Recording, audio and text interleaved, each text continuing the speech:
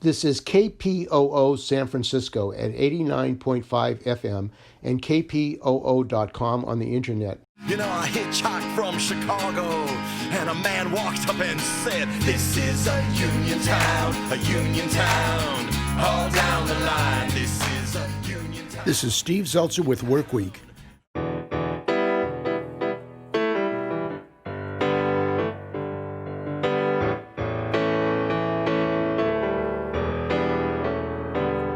You better listen, my brother, 'cause if you do, you can hear their voices still calling from across the years.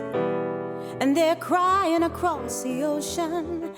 Dear friends, welcome to the Labor Radio Podcast Network Profile Series highlighting the work of our members. The growing network of over 70 shows in 4 countries serves as a one-stop shop for audiences looking for labor content and as a resource for labor broadcasters, podcasters, and content producers. My name is Evan Papp, and I produce Empathy Media Lab's podcast on labor, political economy, arts, and culture, and we're a proud member of the Labor Radio Podcast Network. Today, I'm speaking with Steve Zeltzer of Workweek Radio. Steve, could you tell me a little bit about yourself, where you grew up, and what led you to organize labor? Well, I grew up in the Bay Area in San Jose and San Francisco. I was born in San Francisco.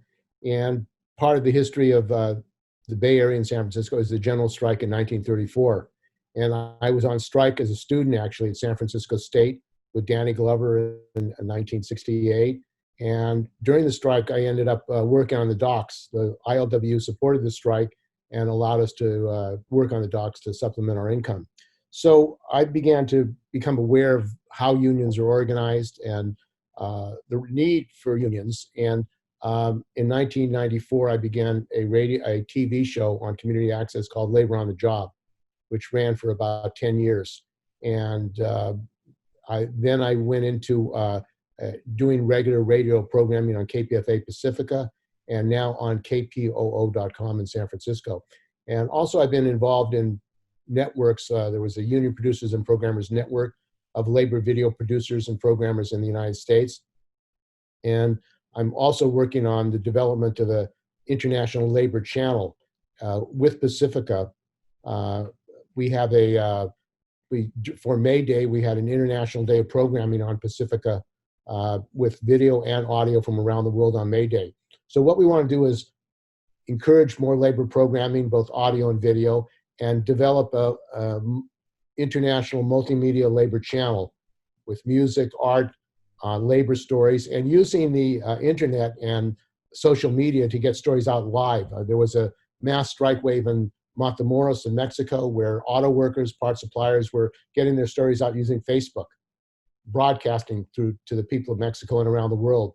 And we in labor need to use these tools to get our stories out, to break the information blockade, and to educate and build solidarity of working people both in the United States and globally. For those who may not be interested or aware of labor news, why do you think that these unions and organized labor are important and should be covered? Well, workers are the people who make things go in the world. And without workers, the world wouldn't function. But workers are under tremendous repression. They don't have democratic rights on the job.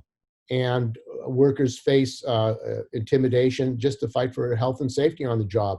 Requires unions, requires organizing yourself. So at this point, the capitalists in the United States control the means of production. They control the factories, they control the media, and they blame workers for the problems in this country. And workers and the union movement faces an attack on all fronts. The right to organize was fought for historically by workers organizing. It used to be illegal to have unions in this country. Workers had to, Molly Maguire's, they had to organize underground. Today, workers are legal, but workers in unorganized locations, if they mention unions, they can be fired. There are more than 10 to 12,000 workers who are fired every year simply for trying to organize. And these are the ones that make complaints with the NLRB. So we don't have a democracy for workers in this country or most countries around the world. There are no democratic rights. If you speak out and organize on your job, in a lot of cases, you are fired and you're retaliated against. And there's fear on the job. In the United States, people are terrorized on the job. They're afraid to speak out. They're even afraid to speak out about their own health and safety, and this is on unionized jobs. Well, could you talk a little bit about the shows that you're producing and why you wanted to start those shows and what they're about that help shed light on a lot of these problems you just Well, mentioned? we have been covering OSHA, health and safety, the right of workers to speak out about COVID.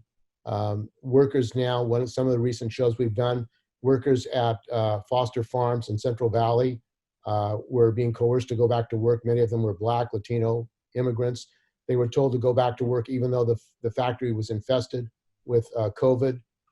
We've covered the situation of nurses, where nurses have to reuse masks. The hospitals refuse to provide proper supplies, PPE.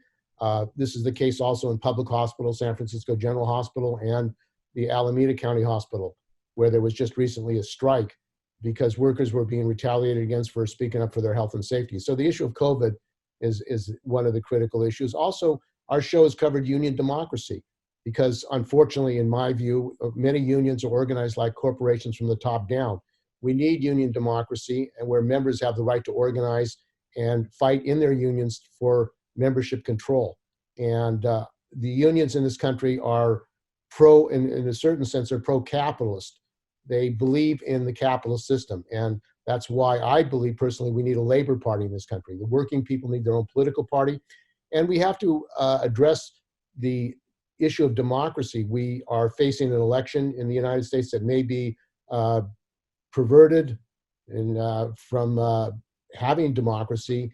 And there have been some labor councils, the Rochester Labor Council, Southeast Wisconsin Labor Council, that have called for a general strike of all workers coming together, all working people, to protect democracy, to protect the right to vote.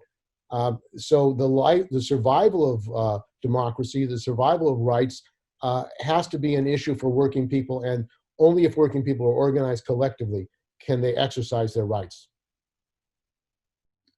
Very powerful. And I guess talking a little bit about the Labor Radio Podcast Network, as a member of the network, could you talk a bit about how you learned about it and when you joined and why you think such a network is important? Well, I've been, as I said, involved in other networks of labor media people, UpNet, Union Producers and Programmers Network, and also I've been involved in working with labor producers around the world. So I'm as far as networks, the more labor networks, the better. And I think that by coming together and basically leveraging our network together, bringing the shows together, we come closer to developing a national channel. We need a national labor radio channel. We need a national labor video channel. And by bringing all the labor producers together who are producing labor media on Pacifica and at many stations around the country, we can develop and build towards a national channel where working people can get live news, they can get their voices out, and we can see what's going on. As long as the media is controlled by the corporations, there's not a place for labor on a regular basis nationally. And when you talk about immigration, when you talk about deindustrialization, free trade, all these issues, they're working class issues. The climate is a working class issue. How workers are going to survive in a catastrophic situation. In California, there have been fires. They're firefighters, and this climate change now is presenting to working people a survival question. How are we going to survive? How are we going to defend ourselves and our families?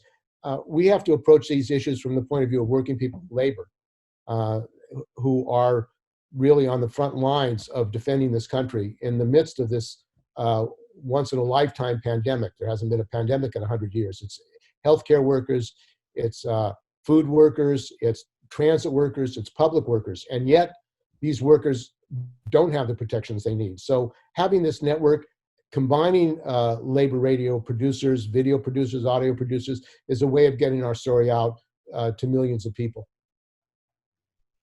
Looking into the future of organized labor, where do you see opportunity and hope? Well, I think that one of the internet is provided for the first time in history the ability of workers to broadcast their stories directly to millions of people. So at the same time, the other side of that is companies now are using the internet to track workers, using Facebook and social media to organize against workers. Some websites have been banned by Facebook who doesn't want union organizing. As a matter of fact, in Uber, I'm working on a story on Uber and this Proposition 22 in California, which was written by the lawyers for Uber and other app companies to prevent workers from being treated as employees, as workers. And one of the activists, the driver, did put a video that I had done on a demonstration at Uber by the workers in the trade union movement and the conditions they face on the job, lack of health insurance, lack of workers' comp. He put it on his website, a driver's website for Uber and Lyft drivers, and Facebook took it off and said that he had to go to Uber because there was a copyright concern, that he had to get approval from Uber. So here's an example, concrete example of how social media, which is controlled by these corporations, Facebook, are saying that we don't want this on, so you have to go to Uber to get approval using social media to get your story out. And so we, in labor, working people, have to have our own platforms. We have to have our own platforms that are not controlled by corporations, that are going to allow workers' right to free speech. And I think there's going to be more censorship of workers' views and issues on Facebook, on these other platforms. So that's another issue where technology is two-faced. On the one hand, it allows workers to get their voices out and talk about exploitation and their issues. At the same time, as long as these platforms are controlled by the billionaires and those people who want to exploit them for more profit, we're threatened with them being used against us.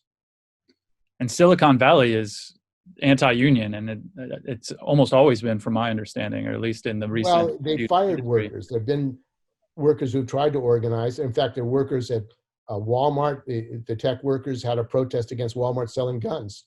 And workers at these companies want freedom of expression.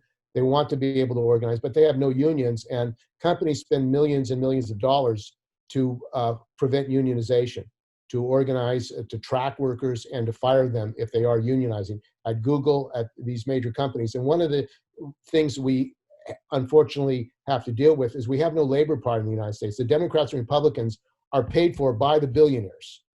So even when the Democrats had a majority in Congress and we had a Democratic president, they didn't pass labor legislation to protect workers in this country. So workers are pretty much in unorganized places, unprotected. If you have no protection when you're fired and retaliated against, it intimidates workers, and workers are afraid to speak out. So we need to build a workers' movement that protects workers, and we need a political alternative so that working people have a party that speaks for them. Steve Zeltzer, thank you so much for your time and all the work that you're doing. Thank you. Is there anything you want to say in closing? Well, I think, as I said earlier, we need to use these tools and we have to educate ourselves about social media, broadcast tools, and we have to build a workers' media movement, and we have to get our stories out. And in doing so, we will encourage and strengthen all working people here and around the world.